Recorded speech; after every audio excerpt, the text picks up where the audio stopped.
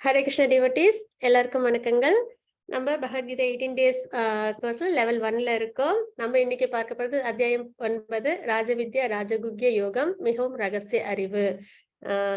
பகவத்கீதைன்றது பொக்கிஷம். ரொம்பவே என்ன சொல்றது, நல்ல ஒரு சுக்கிருத்தி உள்ளவங்களுக்கு, பகவானோட அனுகிரகம் உள்ளவங்களுக்கு மட்டுமே கிடைக்கக்கூடிய ஒரு பொக்கிஷமான ஒரு விஷயம், சரிங்களா? அப்படின்னும் போது இதுலயே 9வது அத்தியாயத்துக்கு பேரே ராஜவித்யா, இருக்கிறதுலயே மிக சிறந்த உன்னதமான நாலேஜ். வித்யா அப்படின்றது நாலேஜ் இல்லைங்களா? நம்ம தெரிஞ்சுக்க வேண்டிய ஒரு விஷயம். அதுவும் ராஜவித்யான்னும் போது மிகவும் உயர்ந்த அறிவு அப்படின்னு சொல்லலாம். அதுக்கப்புறம் ராஜகுக்ய அப்படின்றது ரொம்பவே ரகசியமான ஒரு விஷயம் பகவத்கீதை அப்படின்றது. அதை நம்ம இன்னைக்கு எல்லாரும் தெரிஞ்சுக்கிறோம். பகவானோட அனுகிரகத்துல, டிவோட்டிஸோட, பிரபுபாதாவோட எஃபர்ட்ல, அப்புறம் டிவோட்டிஸோட அசோசியேஷனோட நம்ம தெரிஞ்சுக்கிறோம். அப்படிப்பட்ட பகவத்கீதை நம்ம என்ன செய்யணும்? நல்லபடியா உணர்ந்து, ஆழ்ந்து படிச்சு, சிந்திச்சு அதை நம்ம வாழ்க்கையில செயலுக்கு கொண்டு வரணும் அப்படின்னு தான் நம்ம எல்லாருமே பிரயத்தனை பண்ண வேண்டிய ஒரே ஒரு விஷயம். நாலேஜ்னு பார்த்தோம்னா சமூக அறிவு அப்படின்னு இருக்கும். நம்மளை சுத்தி உள்ள விஷயங்கள் நம்ம தெரிஞ்சுப்போம் இல்லைங்களா? அதுதான் பொதுவா ஜட உலகத்துல உள்ளவங்க செய்யற ஒரு விஷயம் என்னன்னு பார்த்தா, நம்மளை சுத்தி என்ன நடக்குது அப்படின்ற விஷயங்கள்ல அவங்க கொஞ்சம் கவனத்தை வச்சிருப்பாங்க. அதுலயும் முழு கவனத்தையும் வச்சிருப்பாங்க இல்லைங்களா? ஏன்னா ஆன்மீகத்துல நாட்டம் இல்லாதவங்க பாத்தீங்கன்னா, நம்மளை சுத்தி என்ன நடக்குதுன்ற விஷயத்த மட்டும் தெரிஞ்சுப்பாங்க. அது சமூக அறிவு அப்படின்னு நம்ம சொல்லுவோம். அதற்கு மேல நம்மளுக்கு தெரிஞ்சுக்க வேண்டிய ஒரு விஷயம் என்னன்னு பார்த்தோம்னா, நம்மளுக்கு இப்போ ஜட உடல் இருக்கு இல்லைங்களா? அதற்கு நோய் எல்லாம் வர்றதுக்கு வாய்ப்பு இருக்கு இல்லைங்களா? அப்போ மருத்துவ விஷயம், ஆயுர்வேதம்ன்றதை நம்ம தெரிஞ்சுக்கும் போதுதான் நமக்கு உடம்பில் ஏற்படுற பிரச்சனைகள்லாம் நம்மளை விட்டு போகும். அப்படின்னும் போது சமூக அறிவு சார்ந்ததை விட கொஞ்சம் உயர்ந்ததுன்றது இந்த ஆயுர்வேத அறிவு அப்படின்றத நம்ம பார்ப்போம். அதற்கு மேல ஆஸ்ட்ராலஜி அப்படின்னு சொல்லுவோம். அதாவது இந்த நாள், நட்சத்திரம் இதெல்லாம் குறிக்கிறாங்க இல்லைங்களா? ஏன்னா அது தெரிஞ்சாதான் நமக்கு என்னென்ன நாட்கள், என்னென்ன கிழமைகள், என்னென்ன திதி, என்னென்ன விசேஷங்கள்லாம் வருது அப்படின்றத நம்ம தெரிஞ்சுக்க முடியும். அப்படி தெரிஞ்சுக்கிட்டாதான் நம்ம சம்பிரதாயத்துல எல்லா சம்ஸ்காரங்களையும் நம்ம சரிவர ஃபாலோ பண்ணணும்ன்ற ஒரு ரூல்ஸும் இருக்கு இல்லைங்களா? வேதத்துல நமக்குன்னு, அதாவது பிறப்பிலிருந்து இறப்பு வரைக்கும் ஒரு சில சம்ஸ்காரங்கள்லாம் நம்ம வாழ்க்கையில ஃபாலோ பண்ணணும். அப்போ அதெல்லாம் என்னென்ன முறைப்படி செய்யணும்ன்றதுக்கு நமக்கு அவசியம் தெரிஞ்சுக்க வேண்டிய விஷயம், என்னென்ன திதிகள், என்னென்ன கிழமைகள், என்னென்ன நாட்கள் அப்படின்றது. அப்போ அந்த ஆஸ்ட்ராலஜி நாலேஜ் அதை விட இன்னும் ஒரு படி உயர்ந்தது. அதுக்கப்புறம் அறிவியல் சார்ந்த விஷயங்கள், நம்மளை சுத்தி விஷயங்கள் எல்லாம் பகவானால படைக்கப்பட்ட விஷயங்கள்லாம் நம்ம தெரிஞ்சுக்கிறோம் இல்லைங்களா? அதுக்கு மேல ஒரு மனிதன் தெரிஞ்சுக்க வேண்டிய முக்கியமான விஷயம் என்ன அப்படின்னு பாத்தீங்கன்னா, அது பகவத்கீதை, ராஜவித்யா அப்படின்றது. இதனால நமக்கு என்ன நன்மை அப்படின்னு பாத்தீங்கன்னா, மற்ற விஷயங்கள்லாம் தெரிஞ்சுக்கிட்டாலும் தெரிஞ்சுக்கலனாலும் நம்மளுக்கு ஒரு பாதிப்புன்றது ரொம்ப இருக்காது. ஆனா பகவத்கீதையை தெரிஞ்சுக்கலன்னா நம்ம வாழ்க்கையில ஒரு ஜீவாத்மா, அதாவது ஜீவாத்மா பத்தி நம்ம தெரிஞ்சுக்கிறோம் பகவத்கீதையில இல்லைங்களா? அதாவது நித்தியமானது, அழிவற்றது அப்படின்றத நம்ம தெரிஞ்சுக்கிறோம். அப்புறம் இந்த ஜட வாழ்க்கையோட சம்பந்தப்படாதது, ஆத்மாவுக்கும் இந்த ஜட வாழ்க்கையில உள்ள விஷயங்களுக்கும் சம்பந்தமே கிடையாது. இந்த ஜட உடலுக்கு தான் நம்ம இங்க உள்ள சந்தோஷங்கள் எல்லாம் அனுபவிக்கிறது இந்த ஜட உடல் தான் இல்லைங்களா?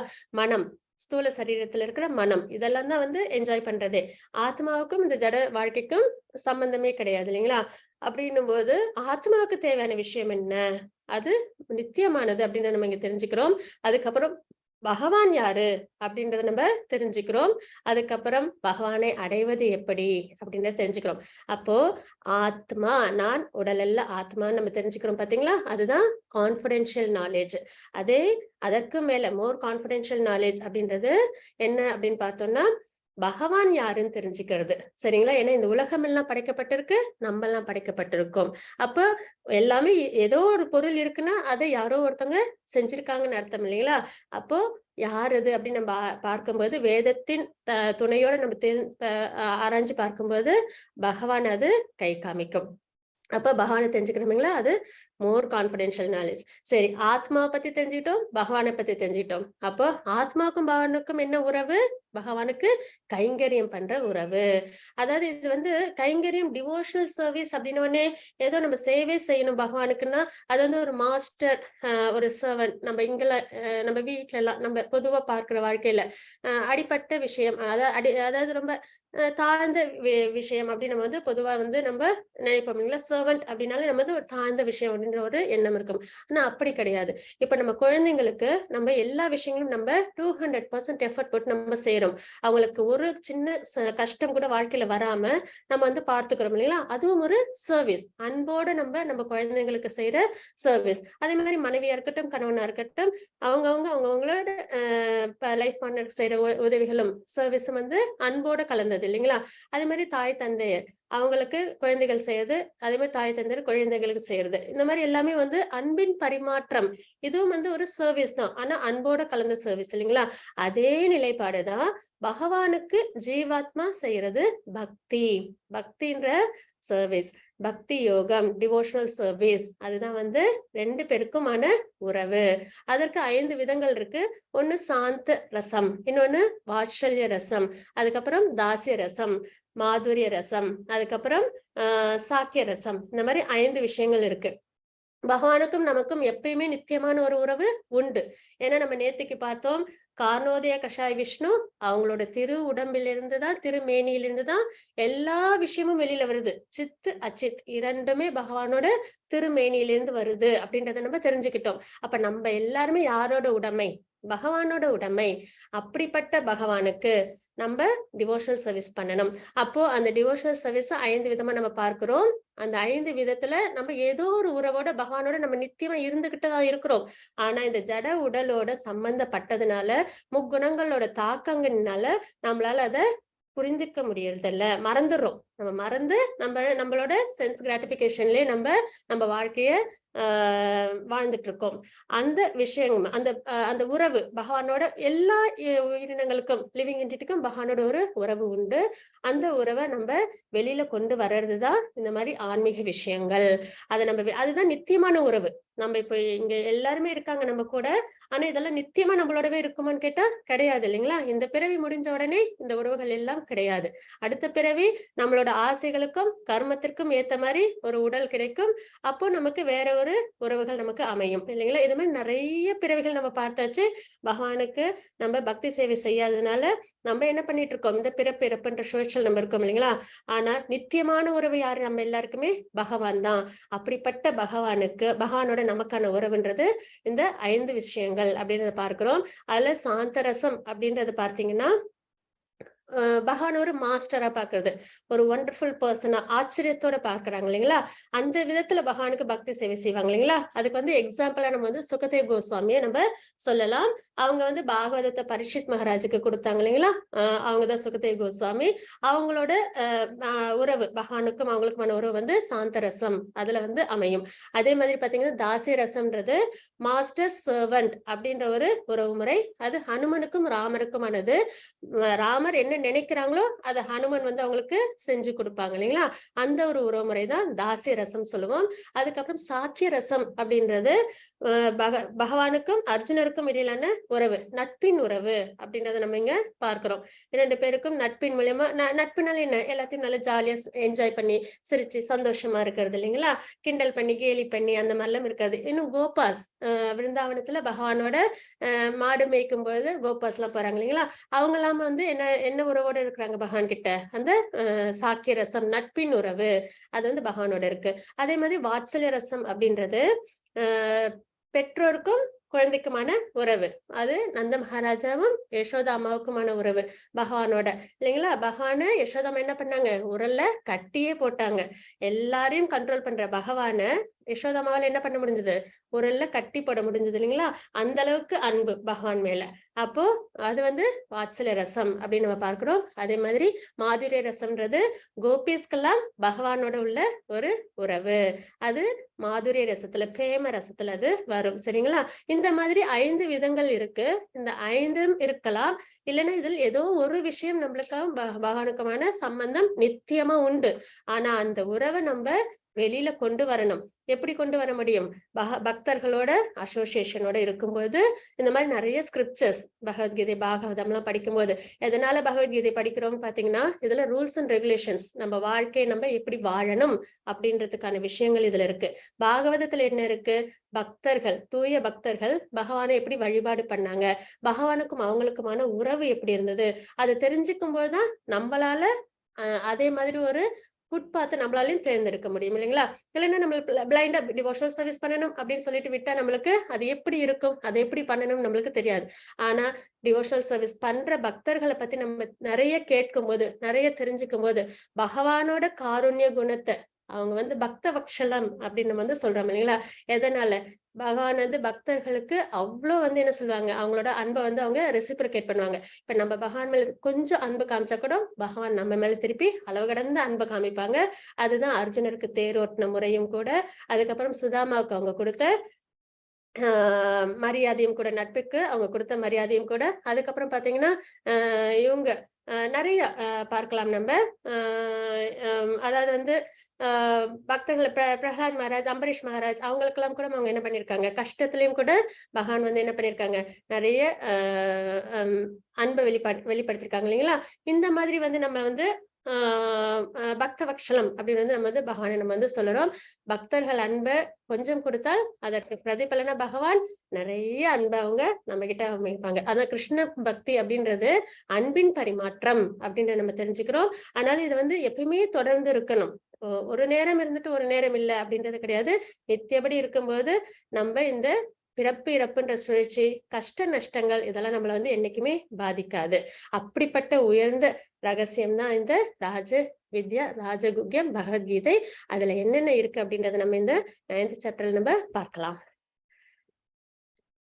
ஹரே கிருஷ்ணா. லலிதா மாதாஜி பிரணாம். பிரேயர் சொல்லிடலாங்களா? ஹரே கிருஷ்ணா.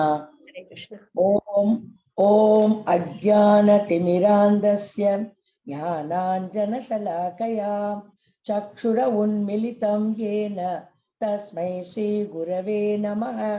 ஸ்ரீ சைத்தன்ய மனோபீஷ்டம் ஸ்தாபிதம் ஏன பூதலே ஸ்வயம் ரூப கதா மஹ்யம் ததாதி ஸ்வபதாந்திகம்.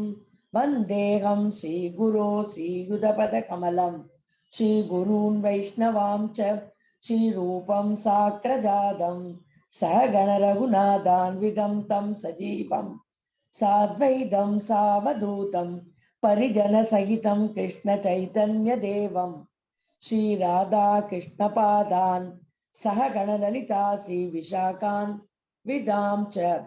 ஹே கிருஷ்ணா கருண சிந்தோ दीनबंधो जगत्पते गोपेशा गोपिका कांता राधा कांता नमोस्तुते. तप्त कांचन गौरंगी राधे वृंदावनेश्वरी वृषभानुसुते देवी प्रणमामि हरिप्रिये. वाञ्छा कल्पदारुभ्य च कृपा सिन्धुभ्य च पतितानां पावनेभ्यो वैष्णवेभ्यो नमो नमः. नमो ओं विष्णुपादाय कृष्णप्रेष्ठाय भूतले श्रीमते भक्तिवेदांत स्वामिनिति नामिने. नमस्ते सरस्वती देवी गौरवाणी प्रसारिणे निर्विशेष शून्यवादी पश्चात्य देशधारिणे. जय श्री कृष्ण चैतन्य प्रभु नित्यानंदा श्री अद्वैत गदाधर शिवासादि गौरभक्त वृंदा. हरे कृष्ण कृष्ण कृष्ण हरे हरे हरे राम राम राम हरे हरे. हरे कृष्ण कृष्ण कृष्ण हरे हरे हरे राम राम राम हरे हरे. हरे कृष्ण कृष्ण कृष्ण हरे हरे हरे राम राम राम हरे हरे. ओम नमो भगवते वासुदेवाय. हरे कृष्णा माताजी. हरे कृष्णा माताजी. थैंक यू सो मच माताजी. प्रणाम माताजी. हरे कृष्णा. ஹரே கிருஷ்ண டிவோட்டீஸ். நம்ம இன்னைக்கு 9வது அத்தியாயம் பார்க்க போறோம். அதுக்கு முன்னாடி நம்ம 8வது அத்தியாயத்தின் சுருக்கம் என்ன அப்படின்றத பார்த்துடலாம். அர்ஜுனர் 8 கேள்விகள் கேட்டிருப்பாங்க. அதுக்கு பகவான் பதில்கள் கொடுத்திருப்பாங்க உபதேசத்துல. அதாவது அதை எதுலயே நம்ம தெரிஞ்சுக்கிட்டோம் பாத்தீங்கன்னா 8.1 to 8.4 வரைக்கும் கிம் தத் பிரம்மம் அப்படின்ற கொஸ்டின். அதாவது 8 கேள்விகள். பிரம்மம்னா என்ன? அதுக்கப்புறம் வந்து அத்தியாத்மா, அதிபூதா, அதிதெய்வா, அதியக்ஞா, பரமாத்மா எங்க இருக்காங்க, அதியக்ஞா எங்க இருக்காங்க, அப்புறம் மரண தருவாயில் பகவானை நினைவில் கொள்வது எப்படி அப்படின்ற கொஸ்டின்ஸ்லாம் அர்ஜுனர் கேட்டிருப்பாங்க. அதுக்கு பகவான் வந்து உபதேசம் கொடுத்திருப்பாங்க. அதெல்லாம் நம்ம நேத்திக்கு பார்த்தோம். இறக்கும் நேரத்தில் கிருஷ்ணனை நினைவில் கொள்ளுதல், தஸ்மாத் சர்வேஷு காலேஷு அப்படின்ற ஸ்லோகத்தின் மூலியமா நம்ம தெரிஞ்சுக்கிட்டோம். இதற்கு பிராக்டிஸ், பிரயத்தனம், நிறைய நம்ம பகவான மனசுல நிலைநிறுத்தி பக்தி சேவையில ஈடுபடும் பொழுது இறக்கும் தருவாயில பகவானை நம்மால கண்டிப்பா நினைவில் கொள்ள முடியும். அப்படி முடியலனாலும் பகவான் கண்டிப்பா நம்ம நினைவுக்கு வருவாங்க அப்படின்ற ஒரு விஷயம் இருக்கு. அதற்கு எக்ஸாம்பிளா நம்ம வந்து யாரை பார்த்தோம்? ஜடபரதர், இந்த மாதிரிலாம் நம்ம பார்த்தோம் இல்லைங்களா? அப்புறம் அஜாமிலா ஸ்டோரி. பகவானோட நாமத்துக்கு அவ்வளவு உயர்த்தி இருக்கு. அதாவது பகவானோட நாமத்துக்கான சக்தியே மிகவும் உயர்ந்தது. அதனாலதான் நம்ம தினமும் ஹரே கிருஷ்ணா மகாமந்திரத்தை நம்ம சாண்டிங் பண்ணணும், ஹரிநாமத்தை உச்சரிக்கணும். ஏன்னா அது ரொம்ப சுலபம் இல்லைங்களா? பகவானோட நாமத்தை உச்சரிக்கிறதுல ஒரு கஷ்டமும் கிடையாது. அப்படிப்பட்ட உயர்ந்த சக்தி உள்ள நாமத்தை நம்ம நித்தியப்படி நம்ம உச்சரிக்கணும் அப்படின்றத நம்ம பார்த்தோம். யோகமிஸ்ரா பக்தியால் கிருஷ்ணாவை நினைவில் கொள்ளுவது அப்படின்றத 8.9 to 8.13 வரைக்கும் ஓம் இதி ஏகாக்ஷரம் பிரம்ம அப்படின்ற ஸ்லோகத்தின் மூலம் தெரிஞ்சுக்கிறோம். தூய பக்தியால் கிருஷ்ணரை நினைவுபடுத்துதல் 8.14 to 8.16 வரைக்கும் நம்ம பார்த்தோம். துக்காலயம் அசாஸ்வதம் அப்படின்ற ஸ்லோகத்தின் மூலியமாக பொருள் உலகம் மற்றும் ஆன்மீக உலகம், இது ரெண்டுத்தையும் பத்தி நம்ம பார்த்தோம் இல்லைங்களா? ஜட உலகத்திற்கும் ஆன்மீக உலகத்தை பத்தி நம்ம நித்தியம் தெரிஞ்சுக்கிட்டோம். ஆன்மீக உலகம் நித்தியமானது, பிரகாசமானது, கஷ்டங்கள் இல்லாதது, பகவானோட தேஜஸ்ல இருந்து வர ஒளியினால எப்பயுமே பிரகாசமா இருக்கும் அப்படின்ற விஷயம்லாம் நம்ம தெரிஞ்சுக்கிட்டோம். பொருள் உலகத்துல எப்பயுமே மாற்றங்கள் இருக்கும், கஷ்டங்கள் இருக்கும் அப்படின்றது நம்ம தெரிஞ்சுக்கிட்டோம். 14 உலகங்கள் இருக்கு அப்படின்றதெல்லாம் நம்ம தெரிஞ்சுக்கிட்டோம் இல்லைங்களா? அப்ப 8.17 to 8.22 வரைக்கும் பராஸ் தஸ்மத்து பாவோ நியோ அப்படின்ற ஸ்லோகத்தின் மூலியமாக. அப்புறம் இன்னொரு விஷயமும் கூட, பொருள் உலகத்துல மேல உள்ள சத்தியலோகத்திலிருந்து கீழே உள்ள பாத்தாள லோகம் வரைக்கும் கலவரம் நிறைந்த பூமி அப்படின்ற ஒரு விஷயத்தையும் நம்ம பார்த்தோம். அப்புறம் மாற்றங்கள் நிகழ்ந்துகிட்டே இருக்கும் அப்படின்ற ஒரு விஷயத்த நம்ம தெரிஞ்சுக்கிட்டோம் இல்லைங்களா? அப்புறம் கிருஷ்ணரை பெறுவதில் தூய பக்தி உச்சநிலை அப்படின்னு நம்ம பார்த்தோம். 8.23 இருந்து 8.28 வரைக்கும் அத்யேதி தத் சர்வம் இதம் அப்படின்ற ஸ்லோகத்தின் மூலியமாக. இன்னைக்கு நம்ம பார்க்க போறது 9வது அத்தியாயம். அதுல பகவத் ஐஸ்வர்ய ஞானம் 9.1 இருந்து 9.10 வரைக்கும் ராஜவித்யா ராஜகுக்யம் அப்படின்ற ஸ்லோகத்தின் மூலியமா நம்ம பார்ப்போம். கிருஷ்ணரை அணுகும் வழிகள், பகவான் எப்படி நம்ம அணுகணும்ன்ற வழிகளை வந்து 9.11 to 9.25 வரைக்கும் சதத்தம் கீர்த்த எந்தோமாம், நித்தியபடி பகவான நம்ம நினைச்சுக்கிட்டே இருக்கோம். பகவானை பத்தி நம்ம நிறைய விஷயங்கள் நம்ம கீர்த்தனம் பாடிக்கிட்டே இருக்கணும். அதாவது அவங்களோட கதைகளை பத்தி, அவங்க லீலைகளை பத்தி பேசிக்கிட்டே இருக்கணும். அப்புறம் பிரத்யேக பக்தியின் இனிமை. இந்த பக்தின்றது ரொம்பவே இனிமையான ஒரு விஷயம். அது ஏதோ கஷ்டப்பட்டு நம்ம தனியா அதுக்குன்னு ஒரு பிரயத்தனம் பண்ணி அப்படி பண்றது கிடையாது. நம்ம குடும்பத்தில் உள்ளவங்க மேல நம்ம எப்படி அன்பை வந்து நம்ம ஸ்பான்டேனியஸா கொடுக்குறோமோ, அதே மாதிரி நம்மளை படைச்ச பகவானுக்கு நம்ம நம்மளோட பக்திய, அன்பை நம்ம அன்பை வெளிப்படுத்துறது. அதுல எது ஒரு கஷ்டமும் இருக்காது இல்லைங்களா? அதுவும் பகவான் நாமத்தை மட்டும் உச்சரிச்சாலே போதும் இல்லைங்களா? அப்போ பிரத்யேக பக்தியின் இனிமை 9.26 இருந்து 9.34 வரைக்கும் மன்மன பவ மத் பக்தோ அப்படின்ற ஸ்லோகத்தின் மூலமாக நம்ம பார்ப்போம். மாதாஜி 9.1. ஓம் ஸ்ரீ பரமாத்மனே நமः. அத நவமோऽध्याय. ஸ்ரீ பகவானுவாச்ச இதம் து தே குஹ்யதமம் பிரவக்ஷ்யாம்யனசூயவே ஞானம் விஜ்ஞான சகிதம் யஜ்ஞாத்வா மோக்ஷயசே சுபாத். ஹரே கிருஷ்ணா. ஹரே கிருஷ்ண மாதாஜி. புருஷோத்தமரான முழுமுதற் கடவுள் கூறினார், எனதன்பு அர்ஜுனா, நீ என்றுமே என்னிடம் பொறாமை கொள்ளாதவன் என்பதால் எதனை அறிவதால் ஜட உலகின் துன்பங்களிலிருந்து விடுதலை அடைவாயோ? ஜட உலகில் துன்பம் இருக்கு நம்ம நேற்று பார்த்தோம் இல்லைங்களா? கலவரம் நிறைந்த பூமின்னு பார்த்தோம் இல்லைங்களா? அப்போ ஜட உலகம் துன்பம் நிறைந்தது. அப்ப ஜட உலகின் துன்பத்திலிருந்து விடுதலை அடைவாயோ?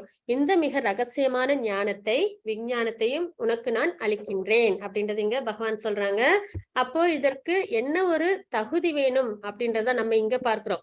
என்ன தகுதி வேணும்? இந்த நாலேஜ் நம்ம எடுத்துக்கணும்னா நமக்கு ஒரு தகுதியும் வேணும் அப்படின்றத இங்க பகவான் சொல்றாங்க. அது அர்ஜுனன் கிட்ட இருக்கு. என்ன அப்படின்னு பாத்தீங்கன்னா, என்னிடம் பொறாமை கொள்ளாதவன் என்பதால், நீ என்றுமே என்னிடம் பொறாமை கொள்ளாதவன் என்பதால். அப்ப பொறாமை அப்படின்றது ரொம்பவே நம்மளுக்கு என்ன பண்ணும், இக்னோரன்ட் மோட்ல உள்ள ஒரு நேச்சர், அறியாமையினால ஏற்படுற ஒரு குணத்துல பொறாமை அப்படின்றதும் ஒண்ணு. இன்னொன்னு நம்பிக்கை. இது ரெண்டுமே, நம்பிக்கை இல்லை பொறாமை, இது ரெண்டும் இருந்ததுன்னா பகவானை நம்மளால அடையறதுன்றது ரொம்பவே கஷ்டமான ஒரு விஷயம். இது ரெண்டுமே இருக்கக்கூடாது. இப்ப பாத்தீங்கன்னா பகவத்கீதை யாரெல்லாம் கேட்டாங்க? இவங்க திருதராஷ்டிரம் கேட்டாங்க. அதே சமயத்துல அர்ஜுனரும் கேட்டாங்க இல்லைங்களா? அப்புறம் இவங்க சஞ்சயனும் கேட்டாங்க. அப்படின்னும் பட்சத்துல யாரு பகவத்கீதைய நல்ல முறையில புரிஞ்சுக்கிட்டாங்க அப்படின்னு பார்த்தோம்னா, அர்ஜுனர் புரிஞ்சுக்கிட்டாங்க. அதே திருதராஷ்டிரம் கேட்டாங்க. ஆனா அவங்களால அதுல உள்ள நல்ல விஷயங்களை எடுத்துக்க முடிஞ்சுதான்னு பார்த்தா இல்ல. கடைசி வரைக்கும் அவங்க கிட்ட எந்த ஒரு மாற்றமும் இல்லாம போச்சு இல்லைங்களா? அப்போ பகவத்கீதை நம்ம யாரோட மனநிலையில இருந்து நம்ம எடுத்துக்கணும்? அர்ஜுனரோட மனநிலையில இருந்து எடுக்கணும். அப்புறம் பகவானுக்கு பிடிக்காத விஷயம்ன்றது பொறாமை அப்படின்ற ஒரு விஷயம் என்னைக்குமே பிடிக்காத ஒரு விஷயம் அப்படின்றது நம்ம இங்க தெரிஞ்சுக்கிறோம். ஏன்னா பகவத்கீதையில இந்த ஒரு விஷயத்த பகவான் 4 இடத்துல இன்சிஸ்ட் பண்ணிருப்பாங்க. பொறாமை கொள்ளாதவன்றத சொல்லியிருப்பாங்க. அதுக்கப்புறம் அவங்களுக்கும் பொறாமை யாரு மேலயும் இல்ல அப்படின்றதையும் அவங்க கோடிட்டு காமிச்சிருப்பாங்க. அப்போ ஒரு குணம் நம்ம கிட்ட இருக்கக்கூடாத ஒரு விஷயம் என்ன அப்படின்னு பார்த்தோம்னா, இந்த பொறாமைன்ற விஷயம் நம்ம கிட்ட இருக்கவே கூடாது. அப்படி இருக்கிறவங்க அர்ஜுனருக்கு பகவான் என்ன பண்ணிருக்காங்க, இந்த மிக உயர்ந்த ரகசியத்தையும் ஞானத்தையும் விஞ்ஞானத்தையும் கொடுத்திருக்காங்க. அர்ஜுனன் மூலியமா நமக்கு கொடுத்திருக்காங்க. ஹரே கிருஷ்ணா மாதாஜி. 9.2 ராஜவித்யா ராஜகுஹ்யம் பவித்ரமிதமுத்தமம் பிரத்யக்ஷாவகமம் தர்மியம் சுசுகும் கர்த்தும் அவ்யயம். ஹரே கிருஷ்ணா. கிருஷ்ண மாதாஜி. இந்த அறிவு கல்வியின் அரசனும். நம்ம எந்த ஒரு விஷயத்த நம்ம இந்த உலகத்துல தெரிஞ்சுக்கிட்டாலும் தெரிஞ்சுக்கலனாலும், ஆனா பகவத்கீதையை நம்ம கண்டிப்பா தெரிஞ்சுக்கணும். அதுதான். ஏன்னா கல்வியின் அரசன். அப்புறம் எல்லா ரகசியங்களிலும் மிகவும் ரகசியமானது, மிக தூய்மையானது. பகவத்கீதைன்றது ரொம்பவே தூய்மையான ஒரு விஷயம் அப்படின்றத நம்ம இங்க தெரிஞ்சுக்கிறோம். தன்னுணர்வில் அனுபவத்தை நேரடியாக அளிப்பதால், தன்னுணர்வுன்றது ஆத்மா, ஆத்மா பரமாத்மாவுக்கு பக்தி சேவை. ஒரு தாய் குழந்தைக்கு சேவை செய்யும் போது என்ன ஒரு சந்தோஷத்தோட ரொம்ப எஃபர்ட் போட்டு பண்றாங்க இல்லைங்களா? அந்த அளவுக்கு பகவானுக்கு பக்தியின் மூலியமா ஒரு ஆத்மா சேவை செய்யணும் அப்படின்ற விஷயத்தெல்லாம் நம்மளால தெரிஞ்சுக்க முடியுது இல்லைங்களா? அப்ப தன்னுணர்வின் அனுபவத்தை நேரடியாக அளிப்பதால் இதுவே தர்மத்தின் பக்குவ நிலையாகும். இது அழிவற்றது. இந்த விஷயம் அதாவது நம்ம இங்க தெரிஞ்சுக்கிறோம் இல்லைங்களா? இந்த விஷயங்கள் எல்லாமே அது எல்லாமே அழிவற்றது, பேரின்பத்துடன் நமக்கு எப்பயுமே சந்தோஷத்தை மட்டுமே கொடுக்கக்கூடியது. பக்தி செஞ்சு யாராவது கஷ்டப்படுவாங்களான்னு பார்த்தா கிடையாது. ஒரு குழந்தைக்கு பக்தி சேவை பண்ணும்போது எந்த அம்மாவாவது அதனால கஷ்டப்படுவாங்களா? கிடையாது. அது சந்தோஷமா செய்வாங்க இல்லைங்களா? அப்போ பகவானுக்கு பக்தி சேவை செய்யறதும் நமக்கு எப்படி இருக்கும்? பேரின்பத்தை கொடுக்கும் அப்படின்றத நம்ம இங்க தெரிஞ்சுக்கிறோம். அப்போ அழிவற்றதும் பேரின்பத்துடனும் செயலாற்றப்படுவதும் ஆகும். பக்தின்றது எப்படிப்பட்டது? சந்தோஷத்தோட செய்யற ஒரு விஷயமா நம்ம இங்க பார்க்கிறோம். மாதாஜி 9.3 அஸ்ரத்ததானா புருஷா தர்மஸ்யாஸ்ய பரந்தப அப்ராப்ய மாம் நிவர்த்தந்தே மிருத்யு சம்சார வர்த்மனி. ஹரே கிருஷ்ணா. எதிரிகளை வெல்வோனே, இந்த பக்தி தொண்டில் நம்பிக்கையற்றவர்கள் என்னை அடைய முடியாது. எனவே அவர்கள் இந்த பௌதிக உலகின் பிறப்பு இறப்பு பாதைக்கு திரும்பி வருகின்றனர் அப்படின்றது நம்ம இந்த ஸ்லோகத்துல நம்ம தெரிஞ்சுக்கிறோம். அப்போ பக்தி தொண்டில் நம்பிக்கைன்றது ரொம்பவே முக்கியமான ஒரு விஷயம். பகவத்கீதை ஸ்லோகங்கள் யாரால கொடுக்கப்பட்டிருக்கு? பகவானே சொன்ன ஸ்லோகங்கள். அதுல போய் நம்ம நம்பிக்கை இல்லாம இருக்கிறதுன்றது ரொம்பவே கஷ்டமான ஒரு விஷயம். அதை நம்ம என்ன பண்ணணும்? நம்பிக்கையோட நம்ம ஃபாலோ பண்ணணும். அப்புறம் பகவான் எல்லாத்துக்கும் சர்வ காரணம் பகவான் அப்படின்றது நம்ம நித்தியபடி நம்ம நம்பிக்கையோட இருக்கணும். ஏன்னா பகவானோட திருமேனிலேருந்து தான் உலகம் வந்திருக்குன்றத நம்ம நேத்திக்கு கூட்டம் பார்த்தோம் இல்லைங்களா? பாகவதத்தின் ஸ்லோகங்களின் அடிப்படையில கொண்டு செய்யப்பட்ட கோலோக சார்ட்ல இருந்து நம்ம பார்த்த ஒரு விஷயம், பகவானோட திருமேனிலேருந்து நம்ம எல்லாம் வந்திருக்கோம் அப்படின்றது. அப்போ நம்பிக்கையோடு நம்ம என்ன பண்ணணும்? பக்தி சேவை நம்ம செய்யணும் அப்படின்னு நம்ம இங்க தெரிஞ்சுக்கிறோம். நம்பிக்கை சிலவங்களுக்கு எப்படி இருக்குன்னா, எதுலயுமே நம்பிக்கை இருக்காது. பகவான் மேல நம்பிக்கை இருக்காது, அதாவது கடவுள் மேலே நம்பிக்கை இருக்காது, சாஸ்திரத்தின் மேலே நம்பிக்கை இருக்காது. சிலவங்களுக்கு நம்பிக்கை இருக்கும், ஆனா அதுல அந்த அளவு ஆர்வம் இருக்காது. ஆனா தூய பக்தர்களுக்கு அசைக்க முடியாத நம்பிக்கை இருக்கும். அதே மாதிரி அவங்களோட பக்தி சேவையும் ரொம்பவே ஸ்திரமானதா இருக்கும் அப்படின்றத நம்ம இங்க பார்க்கிறோம். அப்ப 3 வகையான நம்பிக்கைகள் இருக்கு. அதுல ரொம்பவே மகத்துவமானது பகவான முழு மனதோட நம்பிக்கையோட பக்தி சேவை செய்யறதுதான் இருக்குல்லே சிறந்தது அப்படின்னு நம்ம பார்க்கிறோம். அப்படி இல்லாதவங்க என்ன ஆயிடுவாங்க?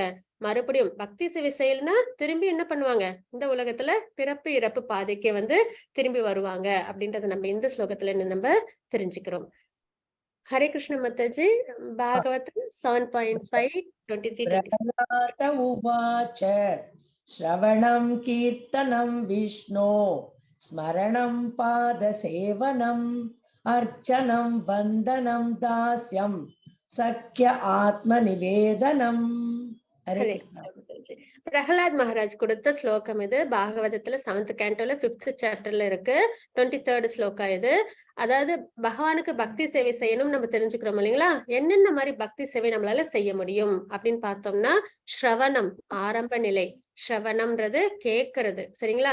கேட்கறதுன்றதுதான் ரொம்பவே ஒரு உயர்ந்த ஒரு தாத்பரியம். ஏற்கனவே நம்ம அதை பார்த்திருக்கோம்.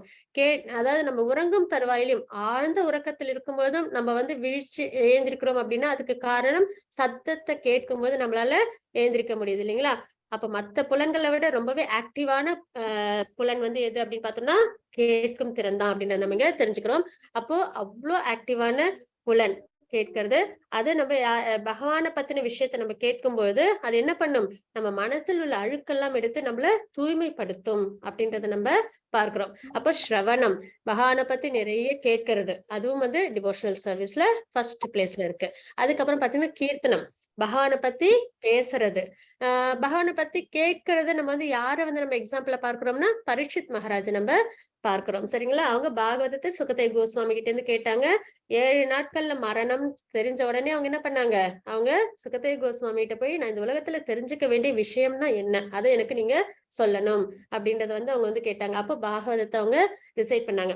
அது எப்படி கேட்கணும்ன்ற முறையை வந்து நம்ம பரீட்சித் மகாராஜை பார்த்துதான் நம்ம தெரிஞ்சுக்கணும்.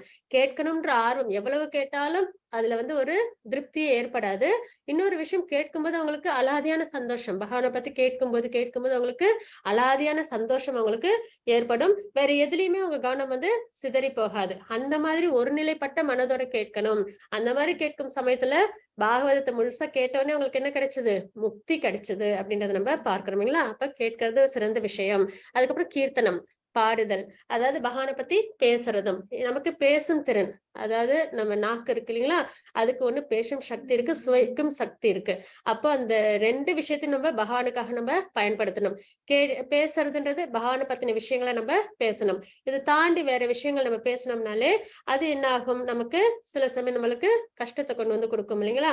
அதற்கு ஒரு உதாரணம் தான் சொல்லுவாங்க. ரூப கோஸ்வாமி சொல்லியிருப்பாங்க, தவளை வந்து எப்ப பார்த்தாலும் கத்திக்கிட்டே இருக்கும். எனக்கு கத்த முடியும் தெரிஞ்சு அது எப்ப பார்த்தாலும் கத்திக்கிட்டே இருக்கும். அது கத்துறதுனாலே என்ன ஆயிடும் அப்படின்னு பாத்தீங்கன்னா, தேவையில்லாம சத்தம் போடும். என்னால சத்தம் போட முடியும்ன்ற ஒரு திறனை வச்சுட்டு அது சத்தம் போடும். அது சத்தம் போறதுனாலே அது இருக்கிற இடத்த பாம்பு வந்து கண்டுபிடிச்சு அதை வந்து விழுங்கிடும் இல்லைங்களா? அந்த மாதிரி என்ன பண்ணக்கூடாது, நம்மளோட பேச்சு வந்து இருக்கக்கூடாது. எப்பயுமே நம்மளோட பேச்சு அளவோட இருக்கணும், அதுவும் பகவானை பத்தினதா இருக்கணும் அப்படின்றதுதான் ரொம்பவே சிறந்த ஒரு விஷயம். இன்னொன்னு வந்து நாக்கு சுவை இல்லைங்களா, சுவையை வந்து அனுபவிக்கும்.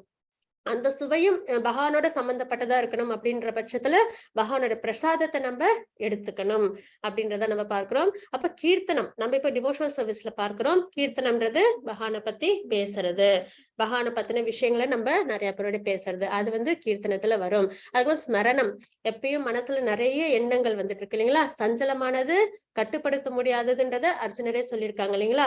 கடினமானது மனதை வந்து கட்டுப்படுத்துறதுன்னு. அப்படிப்பட்ட மனத்துல எப்பயுமே நம்ம என்ன பண்ணணும், பகவானை நிறுத்தி பகவான் நித்தியமா ஸ்மரணம் பண்ணணும் அப்படின்றத நம்ம இங்க பார்க்கிறோம். அதுதான் வந்து 3வதா பார்க்கிறது, ஸ்மரணம். திரும்ப திரும்ப நினைத்தல். எப்படி நினைக்கணும், பகவானோட திரு உருவத்தை நினைக்கலாம், பகவானோட லீலைகளை நினைக்கலாம். அந்த மாதிரி இப்ப தாமோதர் லீலை அதை நினைக்கும் போதும் நமக்கு வந்து பகவானோட சம்பந்தப்பட்டிருக்கும். அந்த மாதிரி பகவானோட பாஸ்ட் டைம்ஸ் எல்லாத்தையும் நம்ம நினைக்கும் போது பகவானை நித்தியமா நம்ம நினைவுல கொண்டு வர முடியும். அதுவும் இல்லாம அவங்களோட ஆப்புலன்சஸ் எல்லாம் பார்க்கிறோம் இல்லைங்களா? இப்ப 7th சாப்டர்ல பார்த்தோம். அதே மாதிரி நாளைக்கு 10th சாப்டர்ல நம்ம பார்ப்போம். அப்ப பகவானை வந்து நம்ம சித் அச்சித் ரெண்டுத்திலயும் நம்ம கனெக்ட் பண்ணி பார்க்கும்போது பகவானை நம்மளால நித்தியமா நினைவில் கொண்டு வர முடியும். அப்புறம் பாத சேவனம், பகவானோட பாதத்துக்கு சேவை பண்ற விஷயம். அது யாருன்னு பாத்தீங்கன்னா மகாலட்சுமி. எப்பயுமே பகவானோட பாதத்துக்கு சேவை பண்ணிட்டே இருப்பாங்க இல்லைங்களா? அப்ப அதுவும் ஒரு டைப் ஆஃப் டிவோஷனல் சர்வீஸ். அதுக்கப்புறம் அர்ச்சனம். அர்ச்சனம்ன்றது பகவானுக்கு வழிபடுற முறை. நம்ம கிட்ட எவ்வளவு வெல்த் இருந்தாலும் அது பகவானுக்கு நம்ம பயன்படுத்தணும் அப்படின்ற ஒரு முறைதான் இது வந்து பிருத்து மகாராஜ். அவங்க வந்து என்ன பண்ணுவாங்க அப்படின்னு பாத்தீங்கன்னா, அவங்களுக்கு வந்து நிறைய செல்வங்கள் பசுவால வந்து கிடைக்கும். ஆக்சுவலா பசு வந்து அவங்களுக்கு செல்வங்கள் கொடுக்கறது நிறுத்தி இருக்கும். ஏன்னா அவங்க தந்தை வந்து அதர்மத்துல வந்து ஈடுபட்டு இருப்பாங்க. அதனால பசு வந்து தன்னுடைய இயற்கை செல்வங்கள் எல்லாம் கொடுக்காம நிறுத்திருக்கும். ஆனா இவங்க வந்து பிரயத்தனப்பட்டு பசு கிட்ட இருந்து செல்வத்தெல்லாம் வாங்குவாங்க. அது எல்லாத்தையும் எதற்காக பயன்படுத்துவாங்க? பக்தி சேவையில பயன்படுத்துவாங்க அப்படின்றத பார்க்கிறோம். அர்ச்சனம், வந்தனம், பிரேயர்ஸ், சரிங்களா? அது வந்து யாருன்னு நம்ம பார்த்தோம் அப்படின்னா, அக்ரூரர், கம்ச மகாராஜாவோட மினிஸ்டர்ஸ்ல ஒருத்தவங்களா இருப்பாங்க. அப்போ கம்சன் வந்து பகவானை வந்து கூட்டிட்டு வர சொல்லுவாங்க மதுராவுக்கு, விருந்தாவன்ல இருந்து. அப்போ அக்ரூரர் தான் வந்து அவங்க வந்து அனுப்புவாங்க. அக்ரூருக்கு பகவான் மேல ரொம்பவே சிறந்த ஒரு அன்பு, சரிங்களா? அந்த அன்பின் வெளிப்பாடாலே என்ன கிடைச்சது? அந்த பாக்கியம் வந்து அவங்களுக்கு கிடைச்சது. பகவானை போய் விருந்தாவனத்துல இருந்து மதுரா கூட்டு வர பாக்கியம் அவங்களுக்கு கிடைச்சது. அப்ப போற வழியில எல்லாம் பகவானுக்கு பிரேயர் சொல்லிக்கிட்டு, பகவான் எப்படி இருப்பாங்க, ஏன்னா முதல் தடவை பார்க்க போறாங்க இல்லைங்களா? அப்ப பகவானை பத்தி நிறைய எண்ணங்களோட அவங்க என்ன பண்றாங்க, பிரேயர் சொல்லிக்கிட்டு அவங்க போய் பகவானை பார்த்து விருந்தாவனத்துல பார்ப்பாங்க. அப்புறம் பகவான் அவங்க கூட்டிட்டு வருவாங்க. அப்போ வந்தனம், பிரேயர்ஸ் பண்ற முறை. அப்போ நமக்கு பிரேயர் செய்ய தெரியலனாலும் நம்ம என்ன பண்ணணும், இந்த மாதிரி அக்ரூரர் சொன்ன பிரேயர்ஸ், அப்புறம் பிரகலாத் மகாராஜ் சொன்ன பிரார்த்தனைகள், இதெல்லாம் நம்ம தெரிஞ்சுக்கிட்டு அதை நம்ம வாழ்க்கையில நம்மளும் பிரார்த்தனை பண்ணணும் அப்படின்றத நம்ம இங்க பார்க்கணும். நிறைய இருக்கு. குந்தி பிரேயர்ஸ் இருக்கு, பீஷ்மர் சொன்ன பிரேயர்ஸ் நிறைய இருக்கு. அதுக்கப்புறம் பாத்தீங்கன்னா தாசியம், அது வந்து பகவான் என்ன கட்டளை இடுறாங்களோ அதை அப்படியே செய்யறது. அப்ப ஹனுமனை நம்ம வந்து அங்க வந்து நம்ம எக்ஸாம்பிளா பாக்குறோம். சாக்கிய ரசம், அதுதான் என்னன்னு பார்த்து சாக்கியம், அது வந்து நண்பன், பகவானோட நட்பின் உறவுல டிவோஷனல் சர்வீஸ் பண்றது. அதுக்கப்புறம் ஆத்ம நிவேதனம்ன்றது மொத்தமா சரணமடைகிறது. மொத்தமா சரணமடைவது நம்மளோட சொல், செயல், மனம், இது மூணும் பகவானுக்காகவே அர்ப்பணம் பண்றது. அதுதான் ஆத்ம நிவேதனம், கம்ப்ளீட் சரண்டர் அப்படின்னு வந்து சொல்லுவாங்க இல்லைங்களா? அப்ப இந்த 9 வகையான பக்தி நம்ம இங்க பார்க்கிறோம். இந்த 9 வகையான பக்தியும் ஒருத்தவங்க கடைபிடிக்கணும். அப்படி இவ்வளவும் முடியலனாலும் அட்லீஸ்ட் இதுல எவ்வளவு முடியுதோ அத்தனை பக்தியை நம்ம வாழ்க்கையில நம்ம கடைபிடிக்கணும். அப்போ சாண்டிங் பண்ணும்போது நம்மளால என்ன பண்ண முடியும்? ஸ்ரவணம், நம்ம வந்து ஹரிநாமத்தை சொல்லும்போது நம்ம சொல்ற மந்திரத்தை நம்மளே கேட்கணும். அதுக்கப்புறம் நம்ம கொஞ்சம் சத்தமா அந்த நாமத்தை நம்ம உச்சரிக்கணும். அப்போ கீர்த்தனமும் வந்துடும். ஸ்மரணம், பகவான மனசுல நிலைநிறுத்திக்கணும். அப்ப இந்த 3த்தையும் செய்யும் போது நம்மளோட கவனம் வேற எங்கேயும் போகாம எதுலயும் நிலைப்பட்டு இருக்கும்? பகவானோட ஹரிநாமத்தில் நிலைப்பட்டிருக்கும். அப்ப சாண்டிங்ல இந்த 3ம் வந்துடும். ரொம்ப முக்கியமான விஷயம், எதுவுமே செய்யலைனாலும் அட்லீஸ்ட் நம்ம என்ன பண்ணணும்? பகவானை பத்தி நிறைய கேட்டுக்கிட்டே இருக்கணும். வேற விஷயங்கள் கேட்கறத விட்டுட்டு தேவையான வாழ்க்கைக்கு எவ்வளவு தேவையோ அந்த அளவு தெரிஞ்சுக்கலாம். தவறுதலே கிடையாது. ஏன்னா நம்ம இந்த ஜட வாழ்க்கை வாழணும். நம்ம வந்து நம்ம விஷயங்கள் நம்ம கடைபிடிக்கணும் இல்லைங்களா? வாழ்க்கைக்கு தேவையான விஷயங்கள். அப்போ அந்த அளவு மட்டும் நம்ம வந்து மற்ற விஷயங்களை நம்மளோட டைம் ஸ்பெண்ட் பண்ணிட்டு முடிஞ்ச வரைக்கும் எதுலயே நம்மள ஈடுபடுத்திக்கணும்? பகவானை பத்தின விஷயங்களே நம்மள ஈடுபடுத்திக்கணும். அப்ப பகவானுக்கு டிவோஷனல் சர்வீஸ் பண்றதுக்கு எத்தனை விதங்கள் இருக்கு? 9 விதங்கள் இருக்கு அப்படின்றத நம்ம இங்க தெரிஞ்சுக்கிறோம். இந்த ஸ்லோகம் முடிவுல வந்து பிரகலாத் மகாராஜ் சொல்லியிருப்பாங்க, இந்த 9 வகையான பக்தியும் செஞ்சியும் பகவானை அடைய முடியலன்னா என்கிட்ட வந்து கம்ப்ளைண்ட் பண்ணுங்க அப்படின்னு வந்து இது பிரகலாத் மகாராஜ் சொல்லியிருப்பாங்க.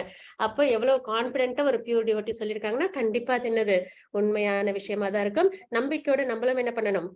ஃபாலோ பண்ணணும் அப்படின்றத நம்ம இங்க தெரிஞ்சுக்கிறோம். மத்தாஜி 9.4. மயா ததமிதம் சர்வம் ஜகதவ்யக்தமூர்த்தினா மஸ்தானி சர்வபூதானி நச்சாஹம் தேஷவஸ்திதஹ. ஹரி கிருஷ்ணா. நான் எனது இந்த அறிவிற்கு அப்பாற்பட்டு விஸ்வரூபத்தின் மூலம் அகிலம் முழுவதும் பரவியுள்ளேன். எல்லா ஜீவன்களும் மற்றும் படைப்புகளும் என்னில் இருக்கின்றன. அதே சமயத்தில் அவைகளில் இருந்து வேறுபட்டு என் மாயையால் மறைக்கப்பட்டிருக்கின்றேன் அப்படின்றத நம்ம இங்க பார்க்கிறோம். அப்ப நம்ம எல்லாரும் யாரோட இருக்கோம்? பகவான்குள்ள. அதாவது எல்லா ஜீவன்களும் மற்றும் படைப்புகளும் என்னில் இருக்கின்றன அப்படின்றத நம்ம இந்த ஸ்லோகத்தில் நம்ம தெரிஞ்சுக்கிறோம். மத்தச்சு 9.5, 9.6. நச்சமஸ்தானி பூதானி பஷ்ய மே யோகமைஸ்வரம் பூத பிருன்னச்ச பூதஸ்தோ மமாத்மா பூத பாவனஹ யதாகாசஸ்திதோ நித்யம் வாயு சர்வத்ர கோமஹான் ததா சர்வாணி பூதானி மஸ்தானீத்யுபதாரய. ஹரே கிருஷ்ணா. இருப்பினும் படைக்கப்பட்டவை எல்லாம் என்னில் நிலை பெற்றிருக்கவில்லை. எனது யோகத்தின் ஐஸ்வர்யத்தை பார். நானே எல்லா உயிரினங்களையும் காப்பவன் என்ற போதிலும், எங்கும் நிறைந்துள்ளவன் என்ற போதிலும், நான் இந்த பிரபஞ்ச தோற்றத்தின் ஒரு பகுதி அல்ல. ஏனெனில் நானே படைப்பின் மூல காரணம் அப்படின்றது இங்க நம்ம பார்க்கிறோம். பகவானே படைப்பின் மூல காரணம், எல்லாரும் பகவான் கிட்ட இருந்திருக்கோம்ன்றது பார்க்கிறோம். பிரபஞ்சத்தின் ஒரு பகுதியை மட்டும் நம்ம பகவானை பார்க்க முடியாது. இப்ப நம்ம ஒரு பகுதி, ஒரு லிவிங் என்டிட்டின்றது பகுதி. ஆனா பகவான் பிரபஞ்சமே முழுமையே, அதாவது விஸ்வரூபத்துல நம்ம பார்ப்போம் இல்லைங்களா, எல்லாமே யாருக்குள்ளார அடக்கம், பகவானுக்குள்ளார அடக்கம் அப்படின்றத நம்ம பார்க்கிறோம் இல்லைங்களா. அப்ப பகவான் நம்ம ஒரு பகுதியா நம்ம பார்க்க முடியாது, பகவானே முழுமையா நம்ம வந்து பார்க்கிறோம். அதாவது பிரபஞ்சம் முழுக்க பகவானுக்குள்ள ஐக்கியமா நம்ம பார்க்கிறோம் அப்படின்றது நம்ம தெரிஞ்சுக்கிறோம். அப்புறம் அச்சிந்த பேத அபேத தத்துவம் அப்படின்றத நம்ம இங்க தெரிஞ்சுக்கிறோம். இது என்ன அப்படின்னு பாத்தீங்கன்னா, ஜீவாத்மாவுக்கும் பரமாத்மாவுக்கும் இடையே ஒரே சமயத்தில் உள்ள ஒற்றுமை வேறுபாடு பற்றி இந்த கோட்பாடு ஸ்ரீ சைத்தன்ய மகாபிரபுவால் முன்மொழியப்படுகிறது அப்படின்றத நம்ம இங்க பார்க்கிறோம். சரிங்களா. ஒற்றுமை என்ன, பகவானுக்கும் நமக்குமான ஒற்றுமை என்ன அப்படின்னு பார்த்தோம்னா, சச்சித்தானந்த ஸ்வரூபம் அப்படின்றத நம்ம பார்க்கிறோம் இல்லைங்களா. பகவானுக்கும் சச்சித்தானந்த ஸ்வரூபம், சூப்பர் சோல். அது மாதிரி நமக்கும் சச்சித்தானந்த ஸ்வரூபம். ஆனால் வேற்றுமை என்ன அப்படின்னு பார்த்தோம்னா, பகவானோட குவான்டிட்டி அது வந்து அதிகம், ஆனா நம்மளோடது, அதாவது அவங்களுக்கு அன்லிமிட்டெட் பவர்ஸ், நம்மளுக்கு லிமிட்டெட் இல்லைங்களா. நம்மளோட கஷ்டங்களை நம்மளால வந்து தடுக்க முடியாது இல்லைங்களா. அது மாதிரி எதுவுமே நம்ம கண்ட்ரோல்ல கிடையாது, நம்மளோடது எல்லாமே லிமிட்டடா இருக்கு. ஆனா பகவானோடது அன்லிமிட்டடா இருக்கு அப்படின்னு நம்ம பார்க்கிறோம். இதற்கு எக்ஸாம்பிளா என்ன பார்ப்போம்னு பாத்தீங்கன்னா, கடல் இருக்கு இல்லைங்களா, கடல் நீர், அதுல ஒரு டிராப் எடுத்தோம் அப்படின்னா, அந்த டிராப், அந்த ஒரு துளி கடல் நீரும் உள்ள ஒற்றுமை என்னன்னு பார்த்தோம்னா, சுவையில ரெண்டுமே ஒரே மாதிரிதான் இருக்கும், ரெண்டுமே உப்பாதான் இருக்கும் இல்லைங்களா. ஆனால் கடலும் அந்த சிறு துளியும் ஒண்ணு அப்படின்னு பார்த்தா கிடையாது இல்லைங்களா. கடல் வந்து பிரம்மாண்டமானது, சிறு துளின்றது அது ஒரு ஒரு சின்ன ஒரு போர்ஷன், அதுல இருந்து எடுத்த போர்ஷன் தான் இல்லைங்களா. அதுதான் வந்து வேற்றுமை. ஒற்றுமை சுவையில ஒண்ணா இருக்கும், ஆனா வேற்றுமைன்றது அளவுல வித்தியாசம் இருக்கு இல்லைங்களா. அதே மாதிரி சச்சிதானந்த ஸ்வரூபம் அப்படின்றதுல ஒற்றுமை வரும், வேற்றுமைன்றது பகவானோட அப்பலன்சஸ்ல நம்ம பார்க்கலாம். அதுக்கப்புறம் இந்த ஸ்லோகத்துல நம்ம என்ன தெரிஞ்சுக்கிறோம் பாத்தீங்கன்னா, எங்கும் வீசிக்கொண்டுள்ள பலத்த காற்று எவ்வாறு எப்பொழுதும் ஆகாயத்தில் உள்ளதோ அது போலவே படைக்கப்பட்டவை அனைத்தும் எண்ணில் அமைந்துள்ளதை அறிவாயாக அப்படின்றத நம்ம இங்க ஒரு ஓமையோட நம்ம பார்க்கிறோம்.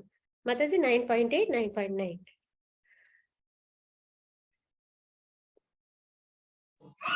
8 and 9. Okay. yes Mataji. प्रकृतिं स्वामवष्टभ्य विसृजामि पुनः पुनः भूतग्राममिमं कृष्णम् अवशं प्रकृतेर्वशात् न च मां तानि कर्माणि निबध्नन्ति धनञ्जय उदासीनवदासीनम् असक्तं तेषु कर्मसु. हरे कृष्णा. பிரபஞ்ச தோற்றம் முழுவதும் எனக்கு கீழ்ப்பட்டது, பகவானுக்கு கீழ்ப்பட்டதுதான் எல்லாமே அப்படின்றத நம்ம இங்க தெரிஞ்சுக்கிறோம். எனது விருப்பப்படி அது மீண்டும் மீண்டும் தானாக படைக்கப்பட்டு இறுதியில் எனது விருப்பப்படி அழிக்கப்படுகின்றது. அதான் பகவானோட திருமேனில இருந்து எல்லாம் வரும்போது ஆக்டிவா இருக்கும், அதே மறுபடியும் பகவானோட திருமேனிக்குள்ளார போய் ஐக்கியமாகும் போது எல்லாமே என்ன ஆயிடும், அவ்வியக்த நிலையில இருக்கும் அப்படின்றத நம்ம பார்க்கிறோம் இல்லையா. அப்ப எனது விருப்பப்படி அது மீண்டும் மீண்டும் தானாக படைக்கப்பட்டு இறுதியில் எனது விருப்பப்படி அழிக்கப்படுகின்றது அப்படின்றது நம்ம இந்த ஸ்லோகத்துல தெரிஞ்சுக்கிறோம். தனஞ்சயனே, இச்செயல்கள் எதுவும் என்னை பந்தப்படுத்த முடியாது. நடுநிலையில் அமைந்துள்ள நான், அதான் ரினவுன்ஸ்டு, எதோடையும் பந்தப்பட்டவங்க கிடையாது பகவான் அப்படின்னு நம்ம தெரிஞ்சுக்கிறோம். இந்த பௌதிக செயல்களில் இருந்து எப்பொழுதும் விலகியே உள்ளேன் அப்படின்றத நம்ம பார்க்கிறோம். அந்த முக்குணங்கள் அதோட அடிமைகள் நம்ம இல்லைங்களா. ஆனா பகவான் வந்து அதற்கு அப்பாற்பட்டவங்க அப்படின்றத நம்ம தெரிஞ்சுக்கிறோம். அப்ப இந்த பௌதிக செயல்களில் இருந்து எப்பொழுதும் விலகியே உள்ளேன் அப்படின்றத நம்ம இங்க தெரிஞ்சுக்கிறோம். மத்தாஜி 9.10 मयाध्यक्षेण प्रकृति सूयते सचराचरं हेतुनानेन कौन्तेय जगति परिवर्तते. हरे कृष्णा.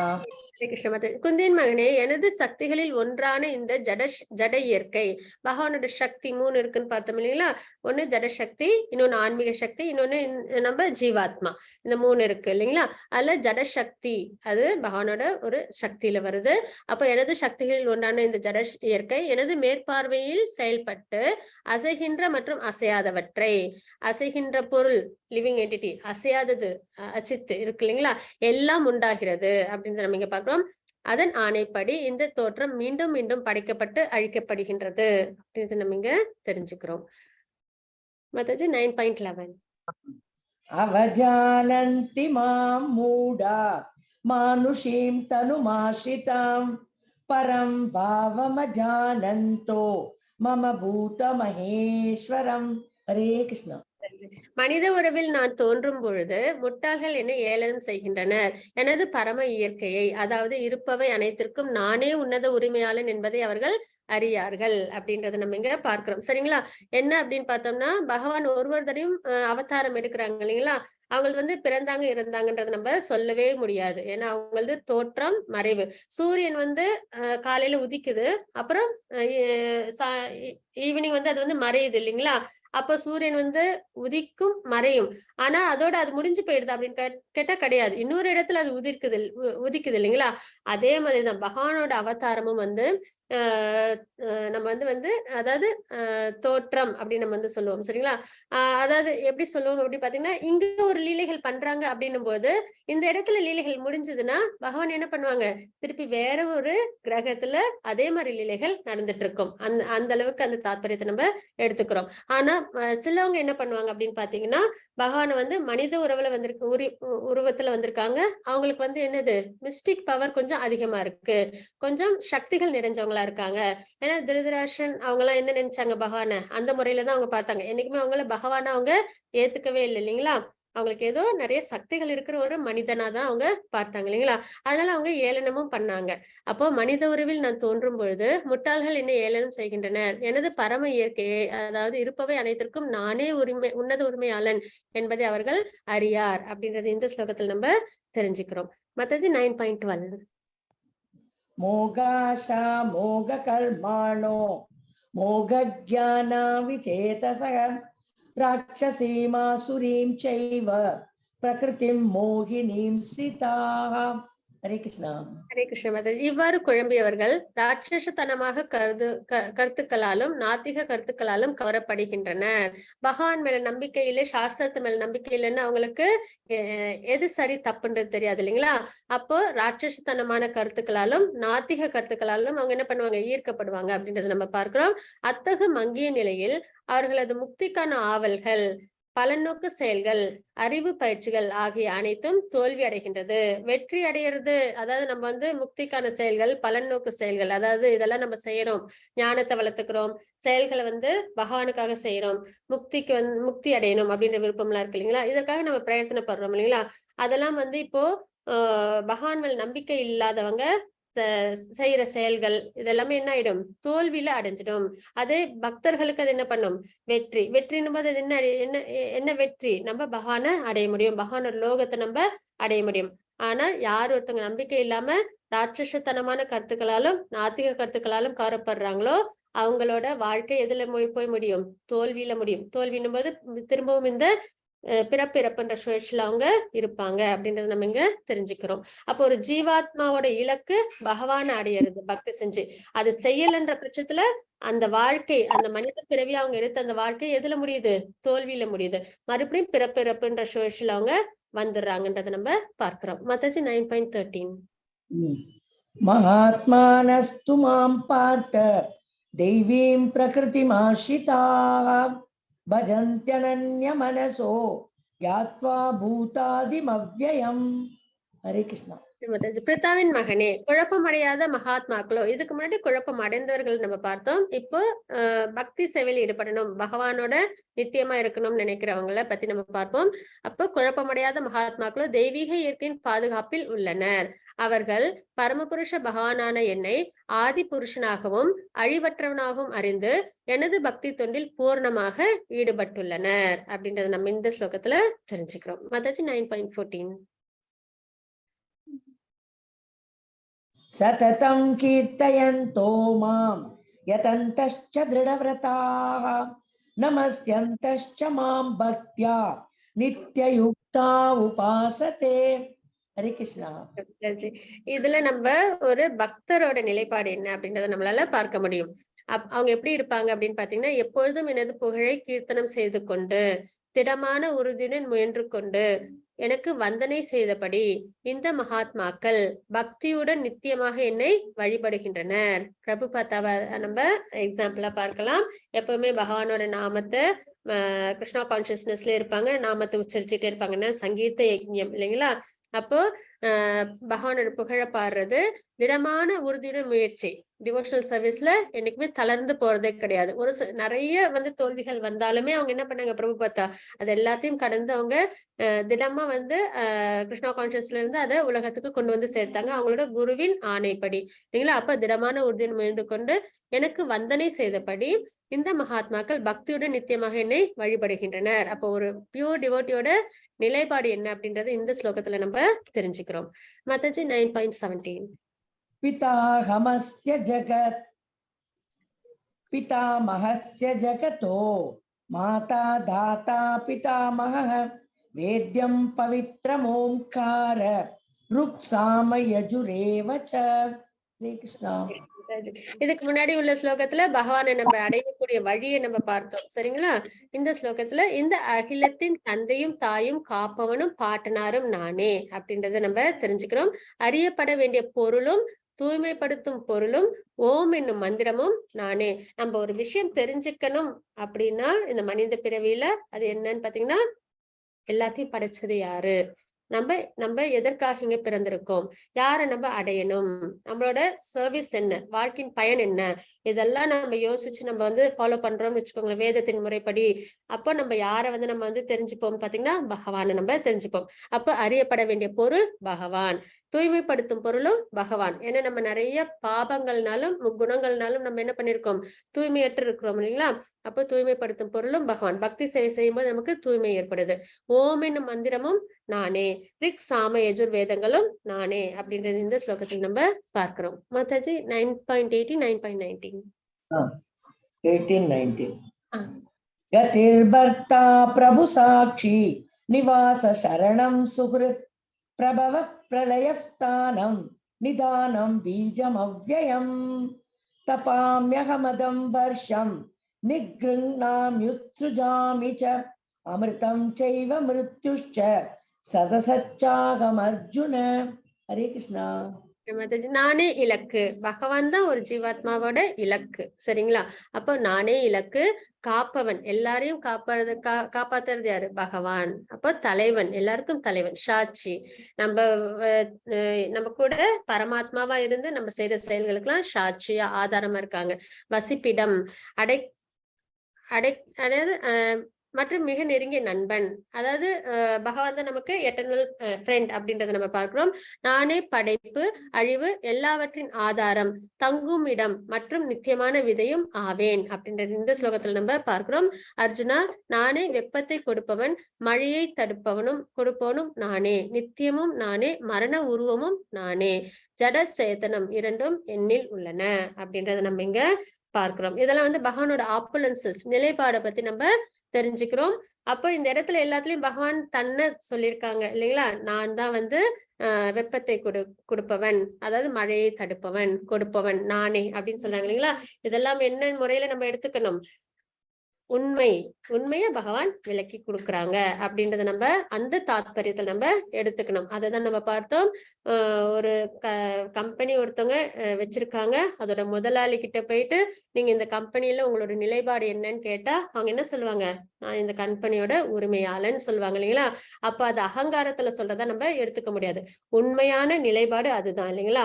அவங்களோட உண்மை நிலையை அவங்க உணர்த்துறாங்க அப்படின்றத நம்ம எடுத்துப்போம். அதே நிலைப்பாடுதான் எல்லாமே பகவானோடது அப்படின்றத நம்ம எடுத்துக்கும் போது அவங்க நமக்கு அதை புரிய வைக்கிறாங்க, உபதேசத்துல நமக்கு கொடுக்குறாங்க அப்படின்ற ஒரு நிலைப்பாடோட நம்ம எப்பயுமே பகவத்கீதையை நம்ம அணுகணும் அப்படின்றத நம்ம முக்கியமா அந்த மனநிலையோட நம்ம எடுத்துக்கும் போது இதெல்லாம் நம்மளோட நம்பிக்கையோட பகவானை வழிபட முடியும்.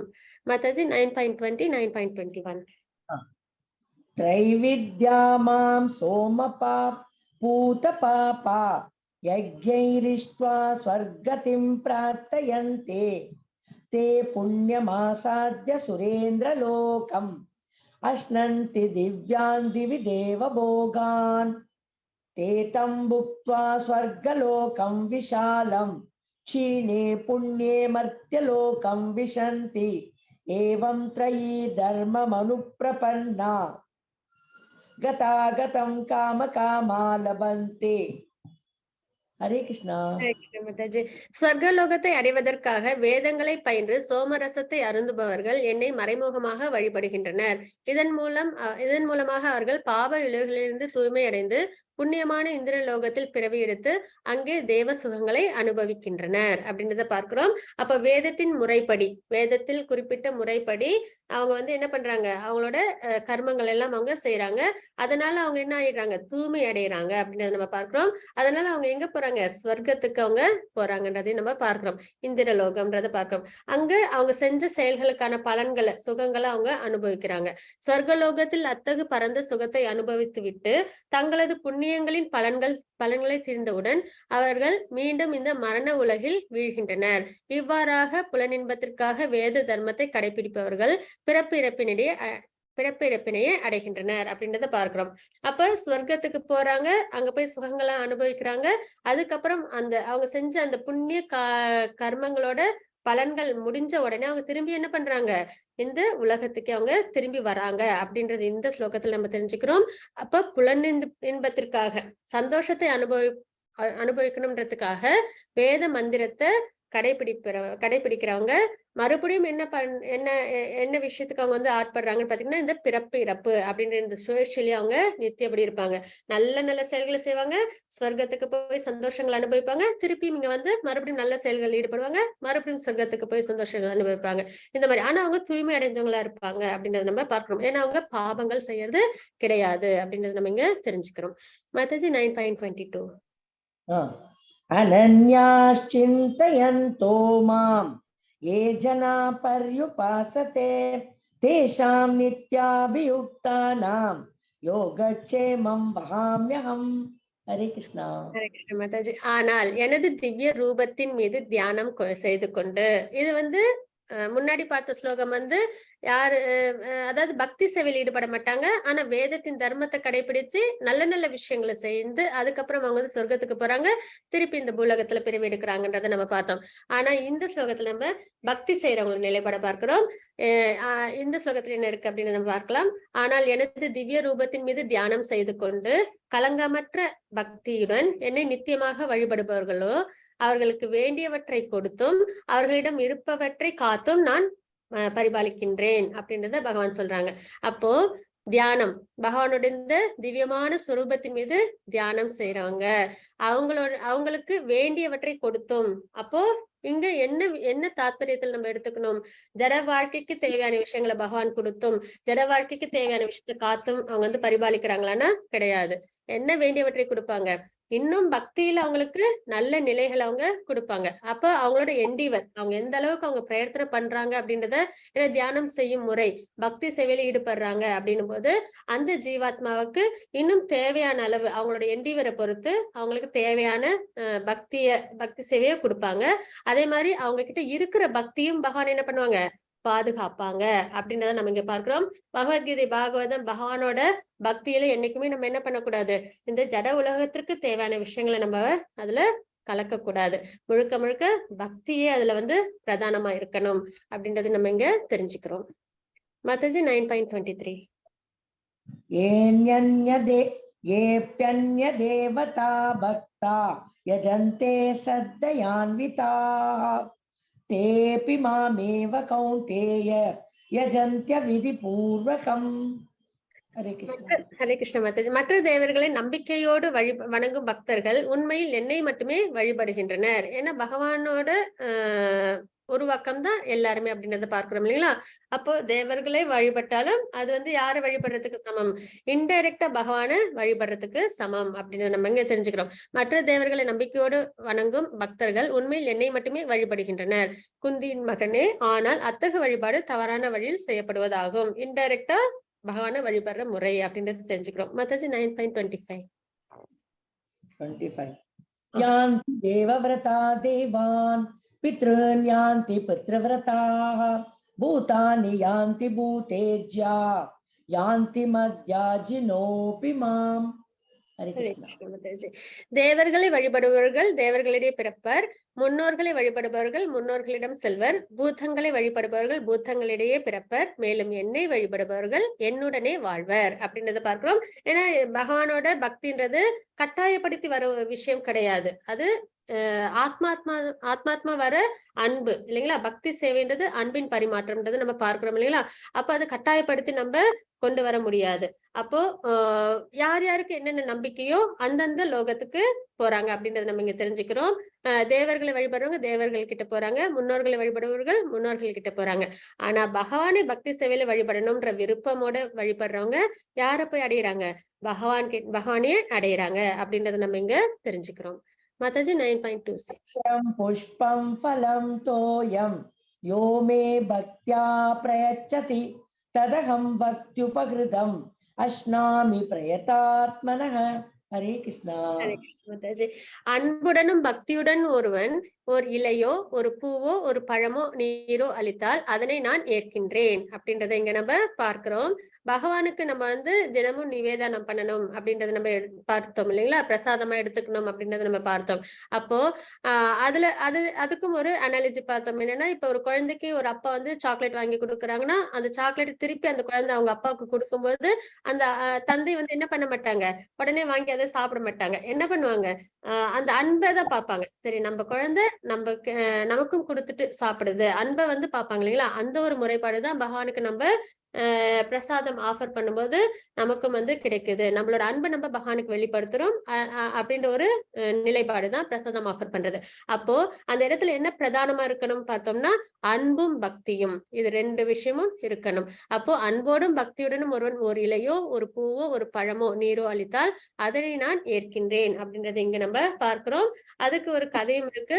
விதுரர், அதாவது பகவான் வந்து சமாதானத்திற்காக போவாங்க அஸ்தினாபுரத்துக்கு. அப்போ சமாதானத்திற்காக போறதுனால அவங்க என்ன பண்ண மாட்டாங்கன்னா, துரியோதனனோட அரண்மனையில இருக்க மாட்டாங்க.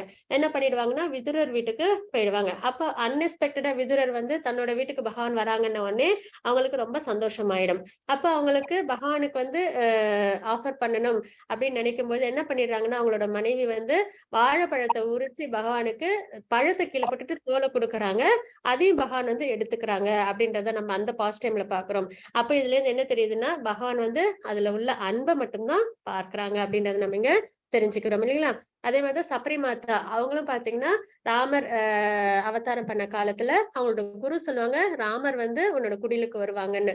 அப்போ அவங்க வந்து என்னைக்கு வருவாங்க, என்ன டேட்ல வருவாங்கலாம் கேட்கல, ராமர் வருவாங்களா அப்படின்னு சொல்லிட்டு நம்பிக்கையோட ஒரு நாளும் இன்னைக்கு ராமர் நம்மளோட வீட்டுக்கு வருவாங்க, இன்னைக்கு ராமர் நம்மளோட வீட்டுக்கு வருவாங்க அப்படின்னு சொல்லி ஒரு நாளும் பல ஆண்டுகள் அதே மாதிரி அவங்க வந்து பிரயத்தனப்பட்டு ராமர் அன்னைக்கு வீட்டுக்கு வந்தா எவ்வளவு கிராண்டா வந்து ரிசீவ் பண்ணுவோம் இல்லைங்களா? பகவான் நம்ம வீட்டுக்கு ஒரு ரிலேட்டிவ்ஸ் வந்தாலே நம்ம வந்து பிரயத்தனம் பண்ணுவோம் இல்லைங்களா? அப்படின்னு பகவான் வராங்க தன்னோட குடியில இருக்கணும் போது நித்தியபடி பூக்கள்லாம் நல்லதா பறிச்சு, அதுக்கப்புறம் குடியில வந்து தூய்மையா வச்சு வாசல்ல இருந்து வரவேற்கிற முறையில இருந்து எல்லாத்தையுமே தினப்படி செஞ்சாங்க. அதுவும் வருடக்கணக்கா செஞ்சாங்க. அப்போ ராமரும் ஒரு நாள் வந்து என்ன பண்ணாங்க, அந்த பிரயத்தனத்தை பார்த்து அவங்க குடிலுக்கு வந்தாங்க. அப்போ சபரி மாதா என்ன பண்ணாங்கன்னா, பழங்களை பறிச்சு என்ன பண்ணுவாங்கன்னா சுவைச்சு அதை வந்து ராமருக்கு வச்சிருப்பாங்க. அது என்ன அர்த்தத்துல அவங்க வந்து சுவைச்சாங்க அப்படின்னு பார்த்தோம்னா, பகவான் வந்து சுவைக்கும் போது ஒரு பழம் கூட வந்து ரொம்ப புளிப்பாவோ கசப்பாவோ இருந்துடக்கூடாது, எல்லாமே இனிமையானதா இருக்கணும். அந்த தாத்பரியத்துல சுவை மிகுந்த பழமா வந்து அவங்க வந்து எடுத்து வச்சிருப்பாங்க. அப்போ அதை வந்து ராமருக்கு வந்து அதை ஆஃபர் பண்ணுவாங்க. ராமரும் வந்து அதை வந்து எடுத்துப்பாங்க. அப்ப லக்ஷ்மணன் கேட்பாங்க, எதனால வந்து நீங்க வந்து அவங்க சுவைச்சதை சாப்பிடுறீங்க அப்படின்னு சொல்லி கேட்கும்போது, அதில் உள்ள பக்தியை பார்க்கிறேன், அதில் உள்ள அன்பை பார்க்கிறேன் அப்படின்னு வந்து சொல்லுவாங்க பகவான். அந்த தாத்பரியம் தான் பகவானுக்கு நம்ம என்ன ஒரு விஷயம் சமர்ப்பணம் பண்ணாலும் முழுக்க இந்த ஸ்லோகத்தில் உள்ள அன்போடும் பக்தியோடும் நம்ம வந்து சமர்ப்பணம் பண்ணணும் அப்படின்றத நம்ம இங்க தெரிஞ்சுக்கிறோம். அதனால நம்மளும் சபரி மாதா மாதிரி நம்ம டேஸ்ட் பண்ணி கொடுக்கலாமான்னா கண்டிப்பா கிடையாது. அவங்களோட பியூரிபிகேஷன் லெவலே வேற இல்லைங்களா? அதாவது தினமும் வருடக்கணக்கா பகவானுக்காக அவங்க வந்து பிரயத்தனை பண்ணிருக்காங்க. அப்படின்னும் போது அவங்களோட நிலைப்பாடுன்றது ரொம்பவே அதிகப்படியானது. அதெல்லாம் தெரிஞ்சுக்கிட்டு நம்மளும் என்ன பண்ணணும், அவங்கள இமிட்டேட் பண்ணாம அவங்களோட ஃபுட் பிரிண்ட்ஸ் நம்ம ஃபாலோ பண்ணணும். அவங்களுக்கு இருந்த அந்த நம்பிக்கையும் பிரயத்தனத்தையும் நம்ம வாழ்க்கையில கொண்டு வரணும். மாதாஜி 9.27 यत् करोषि यदश्नासि यज्जुहोषि ददासि यत् तपस्यसि कौन्तेय तत् कुरुष्व मदर्पणम्. ஹரே கிருஷ்ணா. கிருஷ்ண மாதாஜி. குந்தியின் மகனே, எதையெல்லாம் நீ செய்கின்றாயோ, எதையெல்லாம் நீ உண்கின்றாயோ, எதையெல்லாம் நீ படைக்கின்றாயோ, எதையெல்லாம் நீ கொடுக்கின்றாயோ, எந்த தவங்களை எல்லாம் நீ செய்கின்றாயோ அதனை எனக்கு அர்ப்பணமாக செய்வாயாக அப்படின்றத நம்ம இந்த ஸ்லோகத்துல நம்ம தெரிஞ்சுக்கிறோம். நம்மளோட செயல்கள், நம்ம எடுத்துக்கிற உணவு, அப்புறம் நம்ம என்ன சேரிட்டி பண்றோமோ அது எல்லாமே யாருக்காக இருக்கணும்? பகவானுக்காக இருக்கணும் அப்படின்றத நம்ம இங்க தெரிஞ்சுக்கிறோம். மாதாஜி 9.29. समोहं सर्वभूतेषु न मे द्वेष्योऽस्ति न प्रियः ये भजन्ति तु मां भक्त्या मयि ते तेषु चाप्यहम्. हरे कृष्ण. ஹரே கிருஷ்ண மாதாஜி. நான் யாரிடமும் பொறாமை கொள்வதோ பாரபட்சம் காட்டுவதோ இல்லை. பொறாமைன்ற குணம் ஆரம்ப ஸ்லோகத்திலும் பார்த்தோம், இதுலயும் பார்க்கிறோம் இல்லைங்களா? அது பகவானுக்கு சுத்தமா பிடிக்காத ஒரு விஷயம். அதுக்கப்புறம் பாரபட்சமும் கிடையாது. இப்ப யாரும் பக்தி சேவை செய்யறாங்க, சரி எனக்கு பக்தி சேவை செய்யறவங்களுக்கு மட்டும் மழை கொடுக்குறேன், அவங்களுக்கு மட்டும் சூரிய ஒளி கிடைக்கட்டும், அவங்களுக்கு மட்டும் நன்மைகள்லாம் நடக்கட்டும் அப்படின்னு பகவான் என்னைக்குமே பார்த்தது கிடையாது. எல்லா லிவிங் என்டிட்டிக்கும் பக்தி பண்ணாலும் சரி பண்ணாலும் சரி, அவங்களை நிந்திச்சாலும் சரி, அவங்க என்ன பண்றாங்க? எல்லாருக்கும் சரிசமமா எல்லா வளங்களையும் கொடுக்குறாங்க இல்லைங்களா? அப்போ நான் யாரிடமும் பொறாமை கொள்வதோ பாரபட்சம் காட்டுவதோ இல்லை, நான் அனைவருக்கும் சமமானவன். ஆயினும் பக்தியுடன் எனக்கு அன்பு தொண்டு புரிபவன் யாராயினும் அவன் எனக்கு நண்பன். அவன் என்னில் இருக்கின்றான், நானும் அவனுக்கு நண்பனாய் இருக்கின்றேன் அப்படின்றத நம்ம இங்க பார்க்கிறோம். அப்ப பக்தி சேவை செய்யறதுனால பகவானோட நம்மளுக்குள்ள உறவு எப்படி இருக்கு? ரொம்பவே இனிமையானதா இருக்கு. பக்தன் பகவான் கிட்டயும் இருக்காங்க, அதே மாதிரி பக்தன் கிட்ட பகவானும் இருக்கிறாங்க அப்படின்றத நம்ம இந்த ஸ்லோகத்துல தெரிஞ்சுக்கிறோம். மாதாஜி 9.30.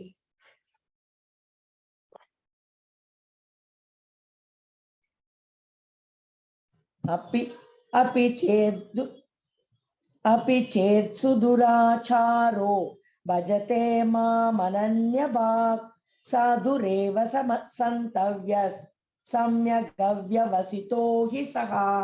ஹரே கிருஷ்ண மாதாஜி.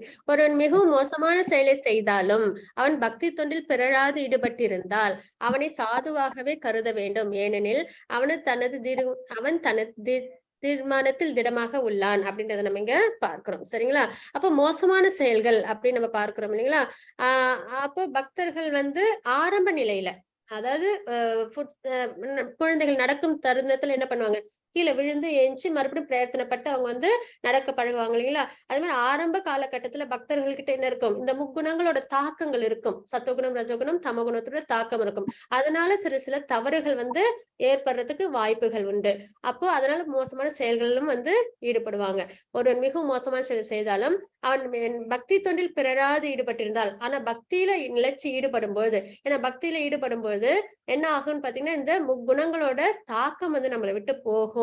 அதுதான் பக்தியில நம்ம ஆன்மீக வழியில ப்ராக்ரஸ் ஆகும்போது ஆரம்ப நிலையில சிறு தடுமாற்றம் இருந்தாலும் அதுல நம்ம நல்ல முன்னேற்றம் அடையும் போது சுத்த சத்துவகுணத்தை நம்மளால அடைய முடியும். சரிங்களா? அப்ப பக்தி தொண்டில் பிறராது ஈடுபட்டிருந்தால் அவனை சாதுவாகவே கருத வேண்டும். ஏனெனில் அவன் தனது தீர்மானத்தில் திடமாக உள்ளான் அப்படின்றத நம்ம இந்த ஸ்லோகத்துல தெரிஞ்சுக்கிறோம். மாதாஜி 9.31. क्षिप्रं भवति धर्मात्मा शश्वच्छान्तिं निगच्छति कौन्तेय प्रतिजानीहि न मे भक्त प्रणश्यति. ஹரே கிருஷ்ணா. அவன் வெகு விரைவில் தர்மாத்மாவா ஆகி, அதாவது ஆரம்ப நிலையில சிறு சிறு பிழைகள் இருந்தாலும் பகவத்கீதையில உள்ள குணங்கள் நம்ம ஞான யோகத்துல பார்ப்போம், என்னென்ன குணங்கள்ல இருந்தா பகவானுக்கு பிடிக்கும்னு. அப்படிப்பட்ட குணங்களோட அதே மாதிரி என்னென்ன குணங்கள் பிடிக்காதுன்றதையும் பகவான் குறிப்பிட்டிருப்பாங்க. அதுல முக்கியமா பொறாமை அப்படின்ற குணம் பகவானுக்கு பிடிக்காதுன்றதை நம்ம பார்க்கிறோம் இல்லைங்களா? அப்ப இதெல்லாம் ஆழ்ந்த கருத்தோட படிக்கும்போது தனக்குள்ள அதெல்லாம் கொண்டு அது தன்னோட வாழ்க்கையில ஈடுபடும் பொழுது அவங்க என்ன ஆயிடுவாங்க? வெகு விரைவில் தர்மாத்மாவாகி நித்தியமான அமைதியை அடைகின்றான். பக்தி சேவையில மட்டும்தான் நித்தியமான அமைதி கிடைக்கும். குந்தியின் மகனே, எனது பக்தன் என்றும் அழிவதில்லை என்பதை தைரியமாக அறிவிப்பாயாக. இந்த நிலைப்பாடோட, அதாவது பக்தி சேவை செஞ்சுக்கிட்டே தவறுகளும் செய்யலாமான்னா அந்த மாதிரி கிருஷ்ண பக்தியில ஒரு பக்தன் இருந்தாங்கன்னா அது சிறந்த ஒரு முறை கிடையாது. தவறுகள் ஆரம்பத்துல அறியாமல் செய்தாலும் முன்னேற்றம் அடையும் பொழுது பகவத்கீதை நல்ல உள்வாங்கி அதை வாழ்க்கையில பிரதிபலிக்கும் போது கண்டிப்பா அவங்க பகவானுக்கு பிரியமான குணங்களோட அவங்க இருப்பாங்க. பகவானுக்கு பிடிக்காத குணத்துல இருந்து அவங்க விலகி இருப்பாங்க.